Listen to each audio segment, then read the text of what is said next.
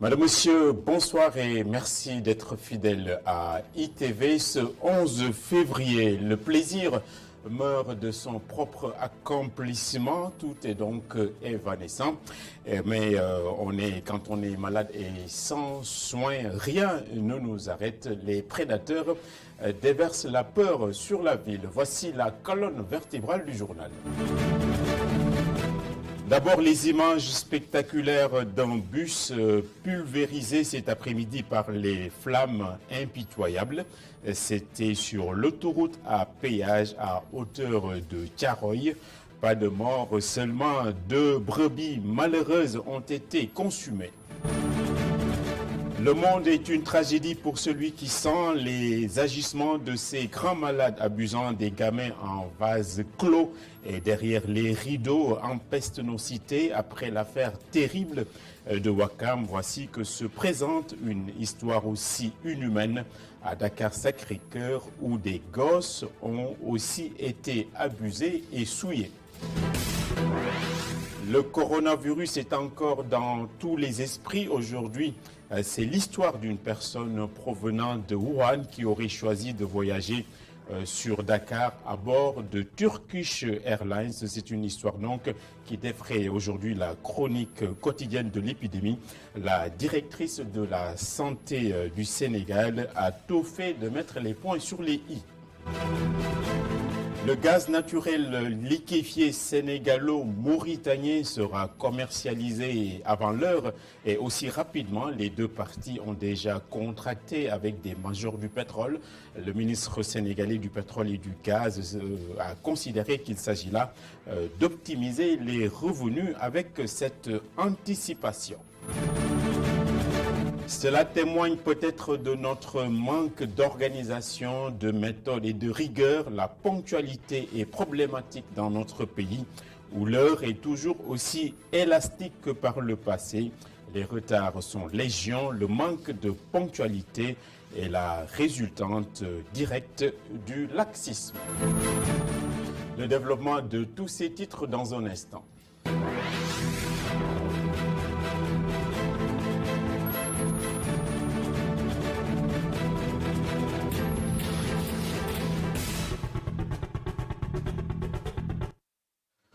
On ose donc croire que ce n'est pas la saison des prédateurs sexuels dans notre pays après l'effroyable histoire de Ouakam à peine rendue publique. Voilà qu'on tombe sur un autre scandale du même acabit d'ailleurs. Un responsable de Dakar-Sacré-Cœur vient d'être arrêté pour sévices sexuels sur des mineurs.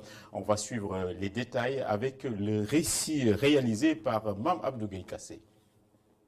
L'équipe de football de l'AS Dakar Sacré-Cœur met un terme avec effet immédiat à sa collaboration avec Olivier B. Sylvain sans pour autant le nommer explicitement dans le communiqué. Le chargé de la cellule de performance, arrivé en octobre 2019, est licencié pour des faits qualifiés de contraires aux principes et valeurs qui sont les leurs, mais aussi celles de leurs partenaires, précise-t-on dans le communiqué. Ces faits se seraient déroulés dans le cadre des activités du secteur de football professionnel du club, poursuit la même source. Un fait qui a poussé la direction du club à prendre les mesures nécessaires pour que Olivier soit interpellé par les forces de police. Le communiqué indique également qu'une enquête interne avait été ouverte le 6 février à la suite de propos rapportés par des collaborateurs du pôle médical faisant état de conversations entre joueurs du centre de formation autour de gestes inappropriés de la part du responsable du pôle de performance. Le mis en cause sera interpellé 48 heures plus tard. Vu la gravité des faits, une cellule de crise est aussi vite mise en place. Une lettre de signalement est transmise au commissariat central de Dakar après l'audition de 4 présumées victimes et leur responsable par la cellule de soutien psychologique. 2 autres victimes seront par la suite recensées. Le communiqué fait observer que les parents des victimes identifiées hier vont être individuellement reçus, de même que ceux des autres joueurs du centre de formation. Dakar Sacré-Cœur informe bénéficier du total soutien de ses partenaires. Le centre de formation clarifie qu'elle ne ménage aucun effort pour protéger les victimes et collabore étroitement avec la justice pour que cette affaire soit tirée au clair. C'est chaud donc sur le plan social. Un autobus, on vous l'a dit, a été totalement réduit en cendres après avoir été donc la proie de flammes spectaculaires sur le péage autoroutier à hauteur de Thiaroye. Pas de mort, mais 2 pauvres moutons innocents ont péri dans l'incendie. Voici la relation de Adama Sarr et Mafalfal. Des cris, de la peur.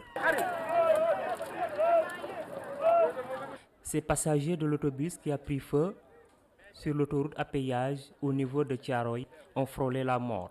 À péage bi nekk sédiment foofu daal bi mu fayee ba pare lañ sentir ne que ne oto bi dawatul. C'est au niveau du rond-point de la sédiment qu'on a senti des défaillances parce que l'autobus s'est arrêté. Ensuite, il a redémarré, mais quelque temps après, il s'est encore arrêté. À ce niveau qu'on a vu de la fumée échapper de partout. Et brusquement, le feu a commencé à envahir le bus. Vêtu d'un grand boubou bleu, la quarantaine révolue, le visage déformé par la peur. J'ai perdu mes bagages, il y avait des habits et un peu d'argent. Tout est resté dans le bus. A signalé que l'autobus immatriculé LG 6600B avait quitté Diourbel pour rallier la capitale Dakar. Le coronavirus ferait feu de tout bois et il semble qu'une personne en provenance de Wuhan est embarquée dans un avion de Turkish Airlines qui prenait la direction du Sénégal. C'est la Nassim, l'aviation civile sénégalaise, qui a mis la puce à l'oreille des autorités sanitaires, et la directrice de la santé du Sénégal a livré les dernières informations sur ce sujet. On va l'écouter de ce fait. Sur le plan mondial, qui a atteint vraiment près de 40 000 cas, avec aujourd'hui les 1000 décès. Mais il faut dire que c'est vrai, l'épidémie est toujours ascendante, mais nous avons appris également et constaté que le rythme de progression quand même est aujourd'hui soutenu, ce qui témoigne encore une fois du système de santé chinois qui est robuste et soutenable. Pour le cas du Sénégal, jusqu'à présent, nous remercions le bon Dieu. Nous n'avons pas encore de cas confirmés. Le cas suspect qu'on avait a été testé, donc négatif. Avec l'appui des autorités aéroportuaires, nous suivons aujourd'hui près de 100 passagers donc, qui sont répartis dans les structures sanitaires du Sénégal, qui ne sont pas hospitalisés, c'est juste un suivi, et nous les recevons par SMS régulièrement avec le système de surveillance que nous avons au niveau du Sénégal. Aujourd'hui, en plus des 3 caméras thermiques qu'on avait, ces autorités, vous l'avez ici bien dit, aéroportuaires, sont en train de mettre en place encore 4 autres caméras thermiques, parce que ce qui est important, il faut dire qu'également, au niveau donc, de la salle VIP, il faut nécessairement, parce que comme on le dit régulièrement, le virus donc, ne connaît personne, donc tout le monde est même pied d'égalité actuellement. L'ambassadeur de Chine à Dakar a également mis les points sur les i concernant le coronavirus qui susciterait plein de fantasmes et de fiction. On va suivre le compte-rendu de Moustapha Gabar Diop. L'épidémie de coronavirus sera bientôt contenue, selon l'ambassadeur de Chine au Sénégal. S'exprimant devant la presse ce mardi, il a exposé les mesures de prévention prises par le gouvernement chinois et dressé un bilan des cas. Un total de cas confirmés atteint 42 638 cas, personnes infectées. 1016 décès constatés. 3986 cas guéris. Et il existe encore 21 675 cas suspects. Concernant le sort des étudiants sénégalais résidant à Wuhan, l'ambassadeur rassure qu'ils sont dans de bonnes conditions. Il rappelle tout de même que le rapatriement n'est pas une option envisageable pour le moment. À l'heure actuelle, le rapatriement n'est pas le choix prioritaire ni le choix impératif. En fait, certains pays l'ont fait, mais la plupart des pays ont choisi de ne pas le faire. Selon les recommandations professionnelles, la façon la plus sûre pour les étrangers à Wuhan, c'est de rester sur terrain, car il existe de nouvelles incertitudes en déplacement. Certains pays ont recensé des cas importés après le rapatriement. Réduire la mobilité des personnes reste un des objectifs majeurs dans le cadre de la lutte contre l'épidémie. Le gouvernement chinois a ainsi décidé de prolonger les vacances du Nouvel An chinois et de reporter la rentrée scolaire jusqu'à nouvel ordre. Et autre chose maintenant à ce stade du journal, dans le cadre du projet de développement donc gazier GTA qui est à cheval entre le Sénégal et la Mauritanie, les parties prenantes ont convenu de commercialiser conjointement le gaz naturel liquéfié. Le souci, c'est l'optimisation des revenus. On écoute de ce fait le ministre du Pétrole et des Énergies qui a réagi à ce propos et il a été au micro de Oumou Kalsoumba. Nous posons aujourd'hui un quatrième acte significatif de la volonté manifestée par les deux pays à exploiter ensemble le gisement à cheval sur notre frontière maritime. Déjà obtenir l'approbation pour le développement pionnier de GTA aussi rapidement, comme le disait à l'époque M. Bernard Lonet, qui est devenu PDG du groupe BP. Donc obtenir l'approbation pour le développement de ce gisement aussi rapidement témoigne du partenariat dynamique entre nos deux pays et les compagnies contractantes pour permettre à ce projet innovant de voir le jour et établir une nouvelle chaîne de valeur gazière pour le développement économique et social de nos deux nations. La signature aujourd'hui du contrat d'achat et de vente de gaz naturel liquéfié, GNL. Le champ gazier de GTA sera développé en 3 phases. La première phase pour laquelle intervient cette signature de contrat produira au total environ 2,5 millions pour l'exportation et 70 millions de pieds cubes par jour de gaz environ pour produire environ 500 MW électriques pour les deux marchés domestiques, 250 de chaque côté. Donc en plus du GNL que nous allons exporter, nous allons pouvoir produire avec GTA dans la première phase 250 MW d'électricité au Sénégal et 250 MW également en Mauritanie. Ces quantités seront équitablement partagées entre les deux pays selon les conditions fixées par l'accord de coopération inter-États. Les différentes entités impliquées dans le projet, État et compagnies pétrolières, ont convenu de commercialiser conjointement tout le GNL de cette phase 1 pour l'optimiser.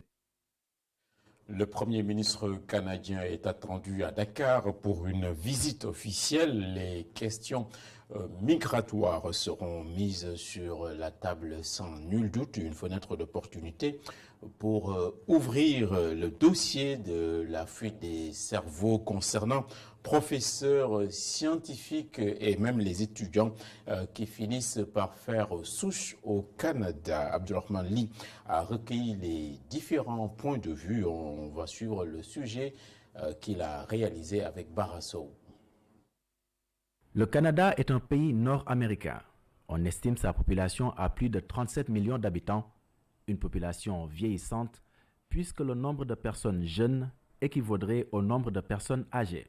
Un fait qui pousse certains à penser la définition par Ottawa d'une politique migratoire dans le sens d'attirer les têtes bien faites, pour la plupart jeunes, autrement appelée la fuite des cerveaux. Le Sénégal n'échappe pas à cet appât. Les étudiants en sont les principaux cibles, des cibles déjà fascinés par ce pays. Le Canada, c'est là où l'Amérique parle français. Donc l'étudiant sénégalais au Canada n'est pas dépaysé au plan linguistique. S'il est dans la province du Québec et même dans d'autres provinces, il peut s'exprimer en français. Et la deuxième chose, c'est que le Canada est voisin des États-Unis, pays de haute technologie, avancé, avec les meilleures universités du monde. Donc ces deux conditions me semblent suffisantes pour attirer un étudiant. Ce n'est pas seulement la fuite des cerveaux, c'est aussi la fuite des mollets, si on considère que les meilleurs footballeurs également vont là où leur art se monnaie le mieux. Certains s'inscrivent en faux, à l'instar de cet étudiant trouvé au CESTI. Il puise dans son patriotisme pour dire qu'il préfère le Sénégal dans l'esprit de rendre à César ce qui lui appartient. C'est vrai, ça relève du libre arbitre de tout un chacun, ça relève du choix de chaque individu en fonction de ses possibilités, en fonction de ses capacités, en fonction aussi de ses potentialités, de choisir, par exemple, le pays dans lequel ou bien il pourra monnayer ses compétences. Mais moi, aujourd'hui, à mon niveau personnel, je ne vois pas l'opportunité de quitter le pays et de partir au Canada. Je peux rester ici au pays, travailler ici, mettre en œuvre et en exergue mes compétences ici dans le pays. Le patriotisme, on en parle justement.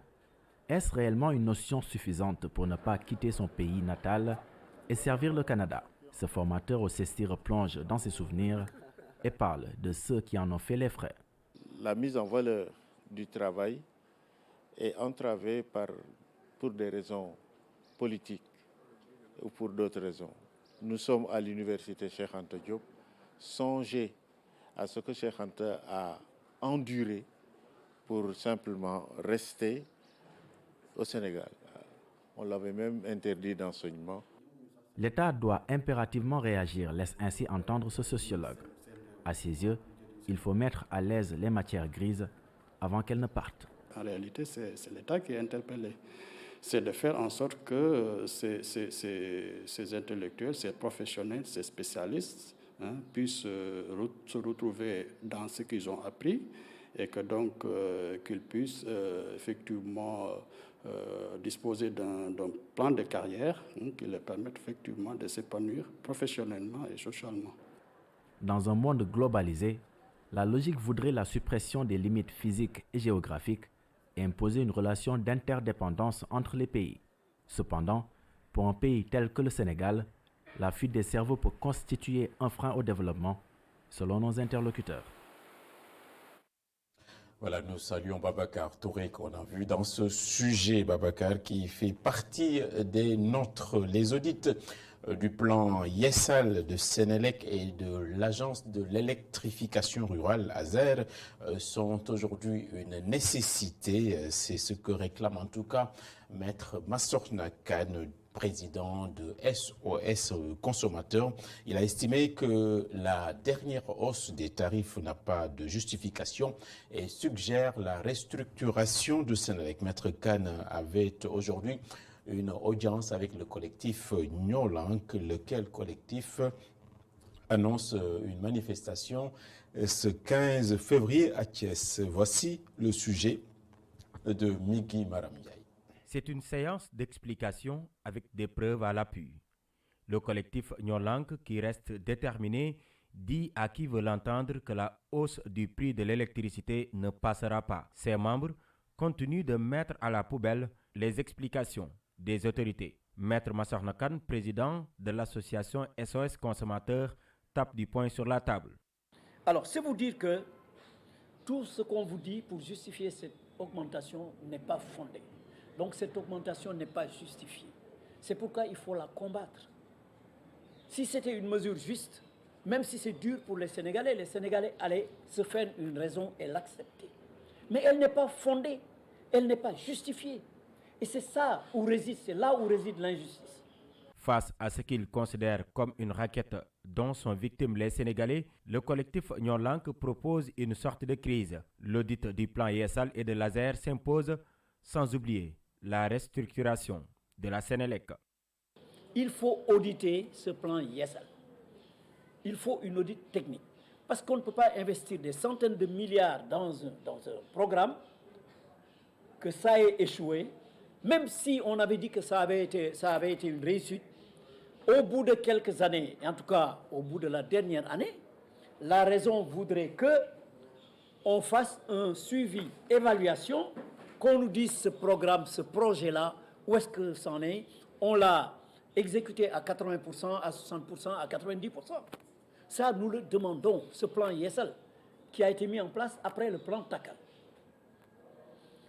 Nous demandons également l'ASER, parce qu'on nous parle d'électrification rurale en nous disant électricité pour tous. C'est le nouveau slogan. électricité pour tous.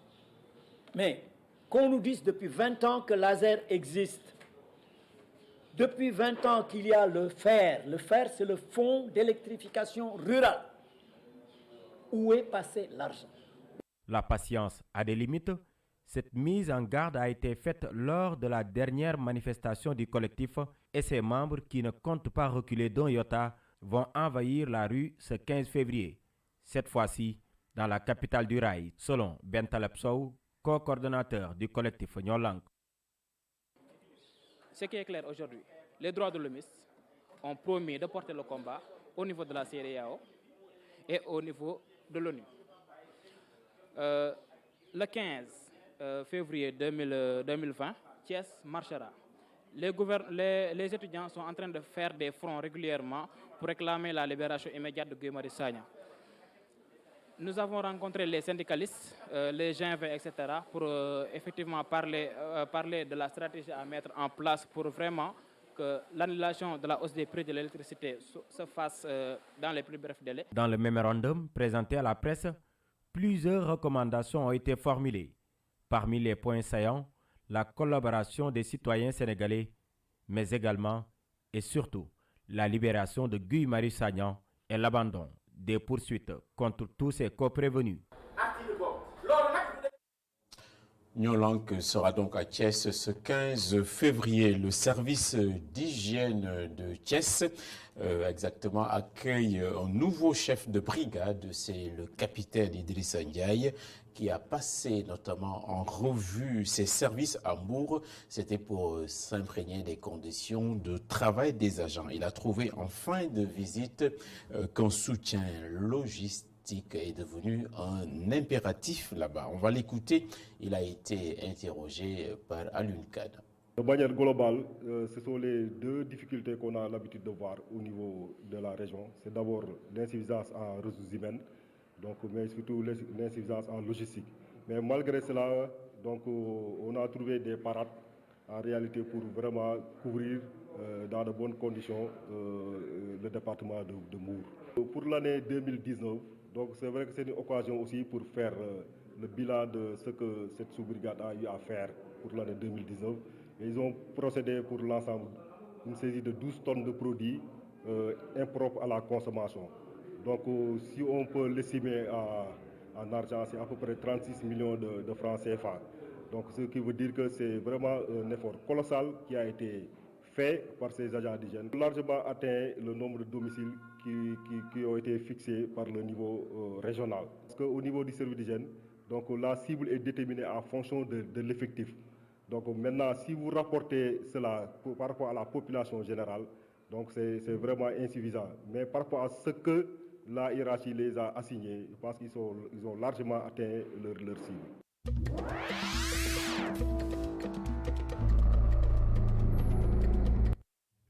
Le monde est donc immense au-delà de nos murs d'habitation. Il est également dans les yeux de celui qui le regarde. Les actualités internationales sont prises en charge et commentées ce soir par Mam Abdougué Kassé.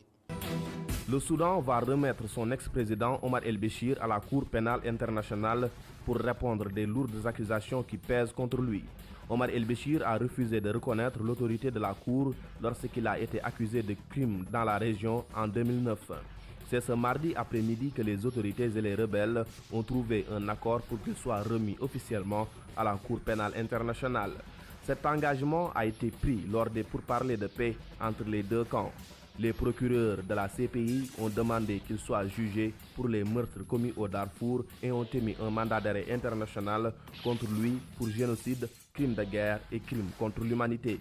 L'Organisation des Nations Unies affirme qu'en plus des personnes tuées lors des combats entre les groupes armés locaux et les forces de Béchir et les milices soutenues par le gouvernement, comme les tristement célèbres milices Janjaweed, environ 2,5 millions de personnes ont été déplacées pendant la guerre.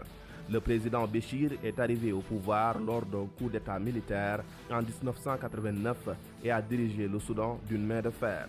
Il a été évincé de la présidence en avril de l'année dernière. L'actualité internationale hors des frontières africaines. En Chine, la flambée épidémique du nouveau coronavirus devrait atteindre son pic ce mois-ci et pourrait se terminer en avril, a déclaré le principal conseiller médical du gouvernement chinois. Cet épidémiologiste de 83 ans, célèbre pour avoir lutté contre l'épidémie de syndrome respiratoire aigu sévère, le SRAS, également causé par un coronavirus et qui avait fait 774 morts à travers le monde en 2002-2003, s'est montré optimiste sur un prochain ralentissement de la propagation du coronavirus de Wuhan. Selon ses projections fondées sur un modèle mathématique et tenant compte des derniers événements et des mesures prises par le gouvernement chinois, le pic épidémique devrait être atteint mi-février et le taux de nouvelles contaminations devrait ensuite connaître une phase de stagnation avant de commencer à décroître. Depuis l'émergence du virus en décembre à Wuhan, capitale de la province chinoise de Hubei, plus de 40 000 personnes ont été contaminées en Chine continentale où le bilan s'élève désormais à plus de 1016 morts.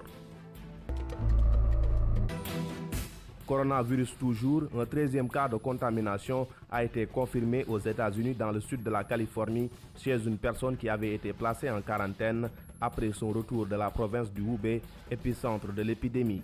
Le patient fait partie des 540 ressortissants américains qui ont été évacués de Wuhan et placés en quarantaine pendant 14 jours dans une installation militaire près de San Diego. L'épidémie de coronavirus a causé 108 décès supplémentaires lundi en Chine continentale, soit un nouveau record quotidien, ce qui porte à 1016 le nombre de cas mortels dans le pays depuis que le virus s'est déclaré à Wuhan en décembre dernier.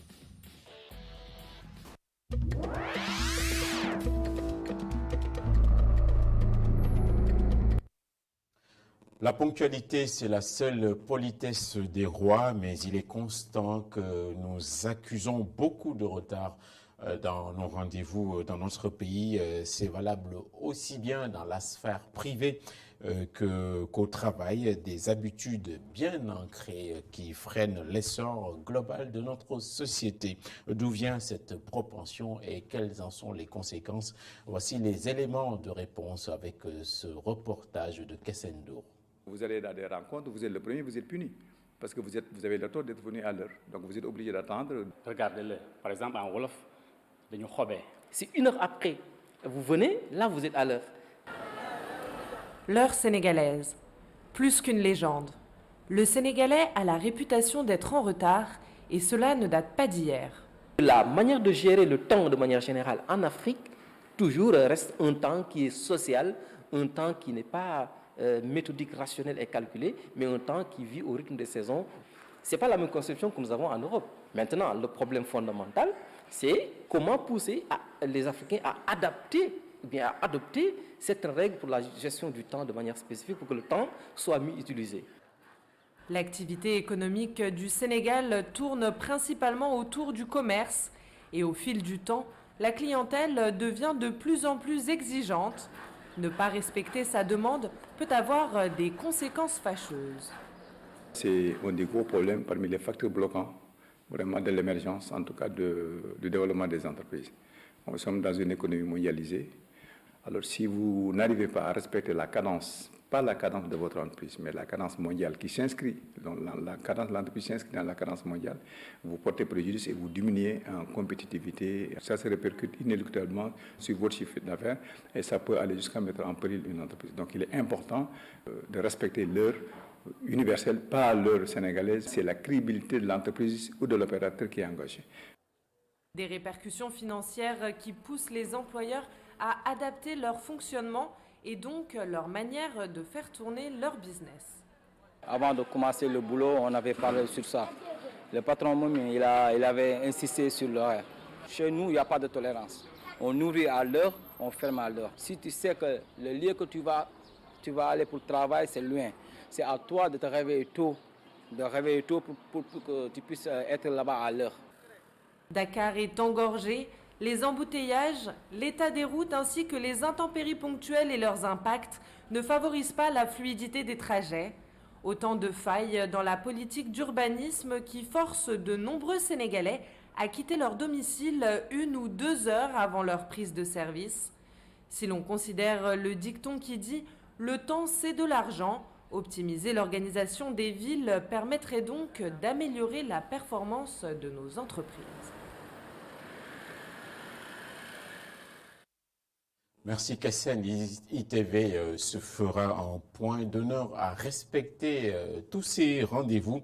Le monde va beaucoup trop vite et il ne nous attend pas. La ponctualité, c'est l'autre nom du développement et de l'émergence. Merci de votre attention et bonne soirée.